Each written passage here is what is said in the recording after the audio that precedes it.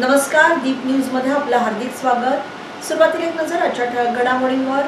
जिल्ह्यात आज 14 नवे कोरोना पॉझिटिव्ह रुग्ण, 17 जणांची कोरोनावर मात। लोटे औद्योगिक वसाहतीतील दुर्गा केमिकल्स कंपनीला आग, लाखोंची हानी, सुदैवाने मनुष्यहानी टळली। ग्रामपंचायत निवडणुकीच्या पार्श्वभूमीवर जिल्ह्यातील 1600 शस्त्रे पोलिसांच्या ताब्यात। बस स्थानक बांधा वापरा हस्तांतरित करा तत्वावर बांधण्याचा विचार सुरू। पालकमंत्री ॲडव्होकेट अनिल परब आणि वाहतूक शाखेची वाहनधारकांकडून 3,17,41,000 रुपयांची दंड वसुली। आता पाहूया सविस्तर वृत्त। रत्नागिरी जिल्ह्यात आज 14 नवे कोरोना पॉझिटिव्ह रुग्ण आढळून आले। त्यामुळे जिल्ह्यातील कोरोना बाधितांची संख्या आता 9,360 झाली आहे। आज 17 जणांनी कोरोनावर मात केल्याने त्यांना घरी पाठवण्यात आलं। आतापर्यंत जिल्ह्यातील 8,893 जणांनी कोरोनावर मात केली आहे।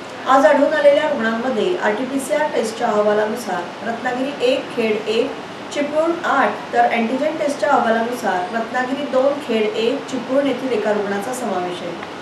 तालुक्यातील लोटे औद्योगिक वसाहतीतील एका रासायनिक कंपनीला लागलेल्या आगीत लाखो रुपयांचं नुकसान झालंय। श्री दुर्गा फाईन्स केमिकल असं या कंपनीचं नाव असून आग लागल्यावर झालेल्या स्फोटासारख्या आवाजामुळे लोटे औद्योगिक परिसर हादरून गेला। आग लागताच प्लांटमध्ये काम करत असलेले सर्व कामगार प्रसंगावधान राखून बाहेर पडल्याने मोठा अनर्थ टळला। घटनास्थळावरून मिळालेल्या माहितीनुसार दुपारी 2:15 वाजता कंपनीमध्ये आग लागल्याचं निदर्शनास येताच प्लांटमध्ये काम करत असलेले कर्मचारी तत्काळ कंपनी गेटच्या बाहेर पडले।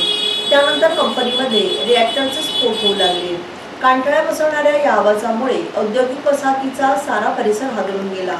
शिवाय अन्य कंपनीचे कामगार आणि नागरिकांमध्ये घबराट पसरली।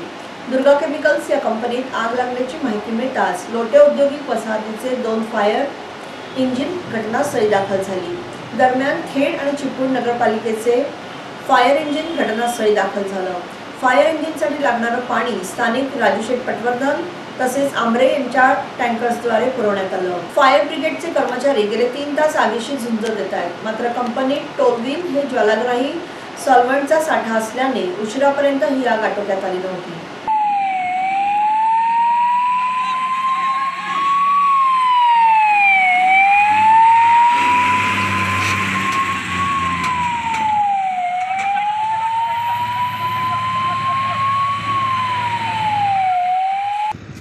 खाली लावली गाडी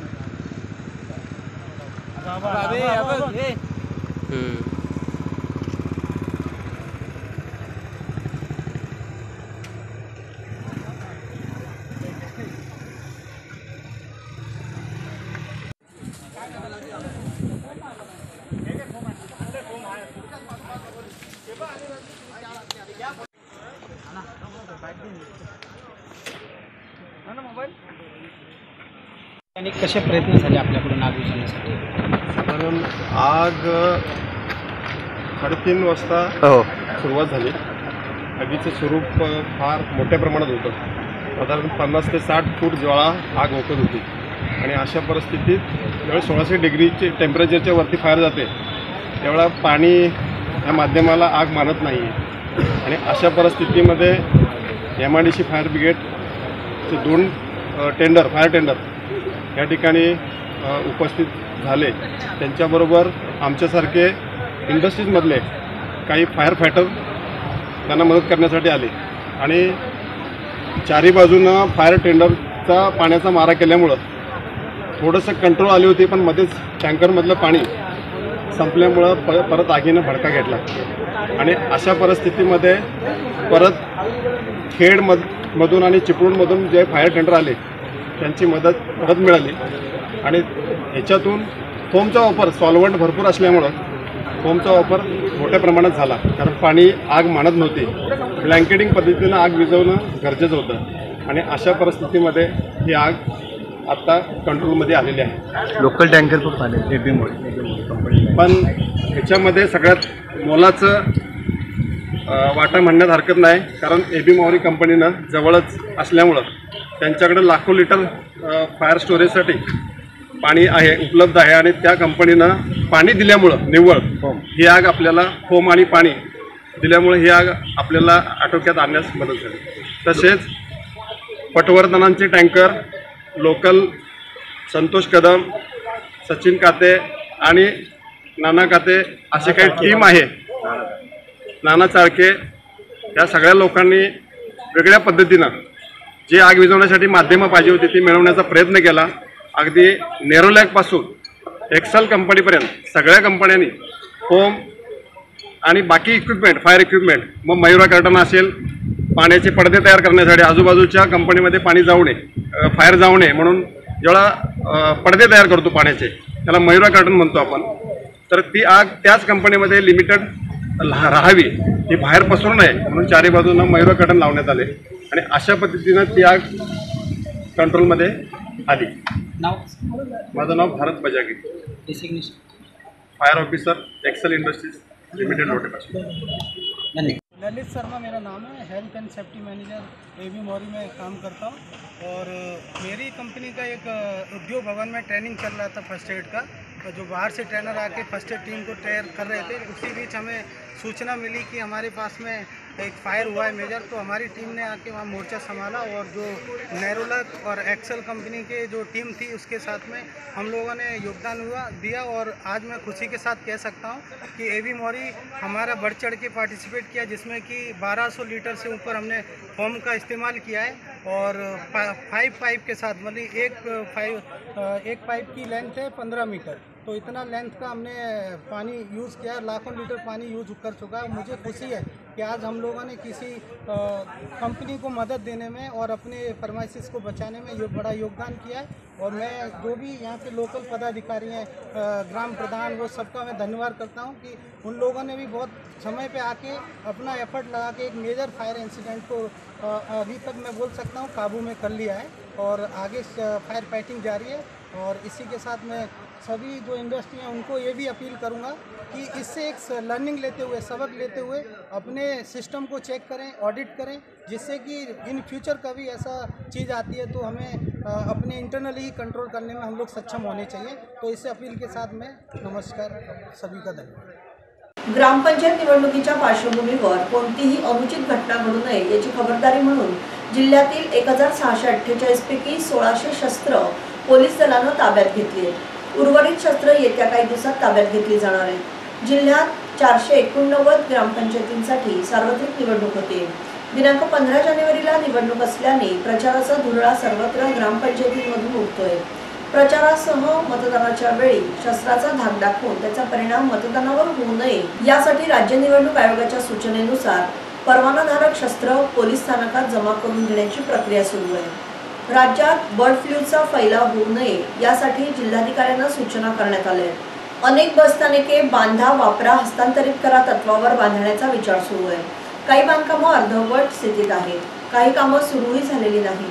याबाबत फेब्रुवारी महिन्यात लेखाजोखा घेतला जाणार असल्याचं परिवहन मंत्री तथा जिल्ह्याचे पालकमंत्री ॲडव्होकेट अनिल परब यांनी पत्रकार परिषदेत सांगितलं. राज्याचा आर्थिक स्तर योग्य दिशेने वाढत असल्याचंही त्यांनी यावेळी सांगितलं. रत्नागिरी जिल्ह्यात वाहतूक नियमांचा भंग करणाऱ्या 1,12,353 वाहनधारकांकडून 3,17,41,000 रुपयाची दंडवसुली करून विभागानं डिसेंबर अखेरीस केली आहे. यात ई चलनाद्वारे केलेल्या सुमारे 62 लाख रुपयाच्या दंडाचा समावेश आहे. जानेवारी ते डिसेंबर 2020 या वर्षात वाहतूक पोलिसांनी विविध प्रकारच्या 1,12,353 वाहतूक नियमांचा भंग करणाऱ्या केसेस केल्या. या केसेसच्या दंडापोटी 3,17,00,000 रुपयांचा दंड वसूल करून तो शासन दरबारी जमा केला. एप्रिल 2020 पासून अत्याधुनिक यंत्रणेचा वापर करून वाहतूक पोलिसांनी उपलब्ध मशीनद्वारे 86,114 केसेस केल्या. या केसेसपैकी 23,878 जणांनी वाहतूक शाखेत जाऊन झालेला दंड भरला. उर्वरित दंडपात्र वाहनधारकांनी अद्यापही दंड भरलेला नाही. दंडपात्र वाहनधारकांना वाहतूक शाखेने त्यांच्या राहत्या पत्त्यावर नोटिसा पाठवून दंड भरण्याचा आदेश दिलाय. मंगळवार दिनांक 12 जानेवारी 2021 रोजी रोटरी इंग्लिश मीडियम स्कूलमध्ये स्वामी विवेकानंद आणि राजमाता जिजाबाई यांच्या जयंतीचा कार्यक्रम संपन्न झाला. सर्वप्रथम रोटरी स्कूलच्या मुख्याध्यापिका भूमिता पटेल, शालेय व्यवस्थापन समितीचे अध्यक्ष डॉक्टर अजित भोसले, पर्यवेक्षक राहुल गाडवेल, प्राथमिक विभाग प्रमुख शैलेश देवळेकर, पूर्व प्राथमिक विभाग प्रमुख तेजश्री कानडे आणि व्यासपीठावर उपस्थित मान्यवर यांच्या शुभ हस्ते स्वामी विवेकानंद आणि राजमाता जिजाबाई यांच्या प्रतिमेचं पूजन करण्यात आलं. स्वामी विवेकानंद आणि राजमाता जिजाबाई यांच्या जयंतीनिमित्त शाळेमार्फत विद्यार्थ्यांसाठी ऑनलाईन चित्रकला स्पर्धा, वक्तृत्व स्पर्धा, गीत गायन स्पर्धा, निबंध लेखन स्पर्धा आणि कविता लेखन स्पर्धेचं आयोजन करण्यात आलं होतं। सदर स्पर्धेमध्ये विद्यार्थ्यांनी मोठ्या उत्साहानं भाग घेत स्वामी विवेकानंद आणि राजमाता जिजाऊ यांच्या जीवन चरित्रपटावर आपल्या ओघवत्या शैलीत भाषणं, लयबद्ध आणि सुमधुर आवाजात गीतं ऑनलाईन व्यासपीठावर सादर केली। तसेच स्वामी विवेकानंद यांच्या जीवन कार्याचा आढावा सांगणारे निबंध आणि कविता यांचं लेखन केलं। संस्थेचे चेअरमन बिपिनदादा पाटणे, सर्व पदाधिकारी यांनी स्वामी विवेकानंद आणि राजमाता जिजाबाई यांच्या जयंतीच्या कार्यक्रमात शुभेच्छा दिल्या। रत्नागिरी जिल्ह्यातील दापोली येथे सापडलेल्या कावळ्यांना बर्ड फ्लू झाल्याचं निष्पन्न झाल्यानंतर आता गुहागर शहर आणि शृंगारतळी या ठिकाणी 4 मृत कावळे आढळून आल्याने खळबळ उडाली आहे। यातील एका कावळ्याचा विजेचा शॉक लागून मृत्यू झाला होता, तर दुसऱ्या कावळ्याचे नमुने तपासणीसाठी पाठवण्यात आले। केंद्रीय रस्ते वाहतूक आणि महामार्ग मंत्री नितीन गडकरी यांनी देशाच्या सिमेंट आणि स्टील उद्योगांवर जोरदार टीका केली आहे। सिमेंट आणि स्टील उद्योगांमध्ये परस्पर हितसंबंध असल्याचा आरोप त्यांनी केला आहे। ते म्हणाले की मागणी नसतानाही अलीकडच्या काळात सिमेंट आणि स्टीलच्या किमतीत लक्षणीय वाढ होते, याचा थेट परिणाम रिअल इस्टेट क्षेत्रावर पडतोय। गडकरी पुढे म्हणाले की हा प्रकार यापुढेही कायम राहिला तर येत्या काही काळात पायाभूत सुविधांच्या प्रकल्पावर याचा दूरगामी परिणाम होऊ शकतो, असे त्यांनी म्हटलंय। नाणार येथील प्रस्तावित रिफायनरीबाबत शिवसेना पक्षप्रमुख उद्धव ठाकरे यांनी एकदा जाहीर केलेली भूमिका ही पक्षाची भूमिका आहे। यामध्ये कोणताही बदल होणार नाही। शिवसेनेत कोणालाही वैयक्तिक मत मांडण्याचा अधिकार नाही, त्यामुळे नाणार येथे रिफायनरी होणार नाही हे निश्चित आहे। परंतु ज्या नाणार समर्थक संस्थांना मुख्यमंत्र्यांना भेटायचे आहे त्यांनी थेट मुख्यमंत्री कार्यालयाशी संपर्क साधावा, असा सल्ला परिवहन मंत्री तथा पालकमंत्री ॲडव्होकेट अनिल परब यांनी दिला। राजापूर तालुक्यातील 45 संस्थांना मुख्यमंत्री नामदार उद्धव ठाकरे यांची भेट घेऊन प्रकल्प समर्थनार्थ चर्चा करायची, परंतु मुख्यमंत्र्यांची भेट घडवून आणली जात नाही, असा त्यांचा आक्षेप आहे। असा प्रश्न पत्रकारांनी विचारल्यानंतर नामदार परब यांनी मुख्यमंत्र्यांना भेटण्यासाठी त्यांच्या कार्यालयाशी संपर्क साधावा, त्यांचं कार्यालय नियोजन करून मुख्यमंत्र्यांची भेट घडवून आणेल। मुख्यमंत्र्यांना भेटण्यासाठी अन्य कोणाच्याही मध्यस्थीची आवश्यकता नाही, असं परब यांनी सांगितलं।